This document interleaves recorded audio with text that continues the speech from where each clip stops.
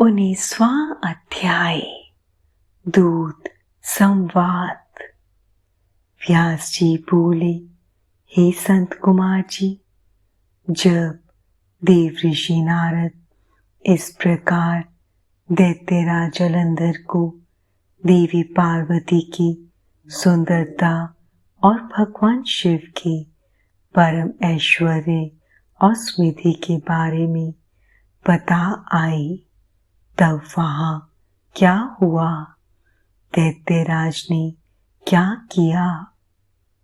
व्यास जी के ऐसे प्रश्न सुनकर संत कुमार जी बोले, हे महामुनि, नारद जी के वहां से चले जाने पर असुरराज जलंधर ने अपने राहु नामक दूत को बुलाया और उसे भगवान शिव के निवास स्थान कैलाश पर्वत पर जाने की आज्ञा दी।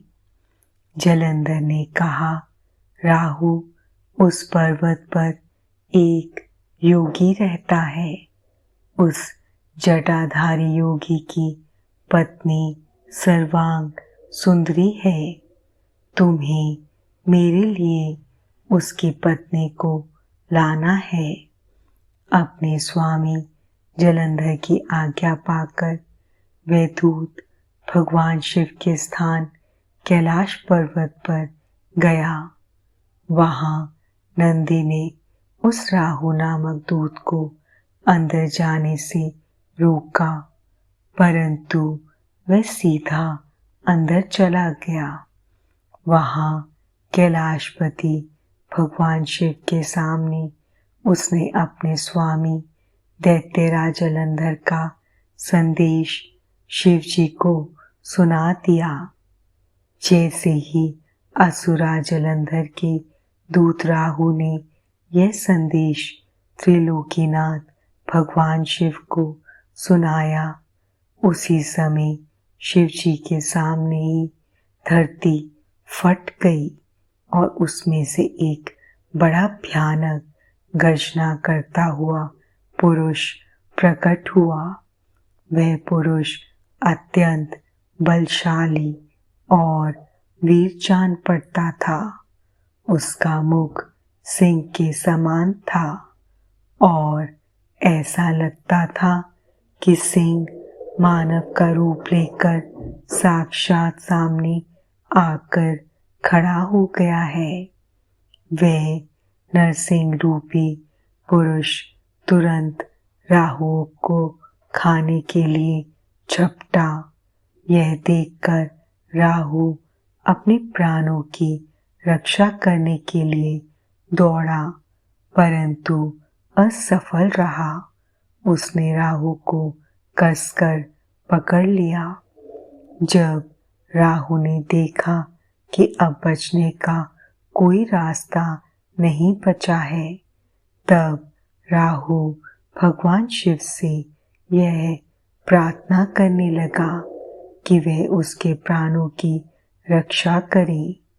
वह बोला, भगवान, मैं तो असुरराज जलंधर का दूत हूँ। मैंने तो सिर्फ वही कहा है जो मेरे स्वामी की आज्ञा थी। हे कृपा निधान, मेरी भूल के लिए मुझे क्षमा करें। राहु के वचन सुनकर करुणा निधान भगवान शिव ने नरसिंह रूपी पुरुष को आज्ञा दी कि वह राहु को छोड़ दे। अपने प्रभु की आज्ञा पाकर उसने राहु को छोड़ दिया। जब उसने राहु को छोड़ दिया, तब वह शिव जी से बोला कि भगवान, आपकी आज्ञा मानकर मैंने इस दुष्ट को छोड़ दिया है, परंतु हे प्रभु, मैं बहुत भूखा हूँ। अब मैं क्या करूँ? क्या खाकर अपनी भूख शांत करूँ? तब भगवान शिव ने उससे कहा कि अपने हाथ पैरों के मांस को खाकर अपनी भूख शांत करो। शिव जी की आज्ञा को शिरोधार्य कर उसने अपने हाथों और पैरों का मांस खा लिया।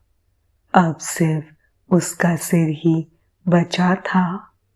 यह देखकर भगवान शिव उस पर प्रसन्न हो गए और बोले, तुमने मेरी आज्ञा का पालन करके मुझे प्रसन्न किया है।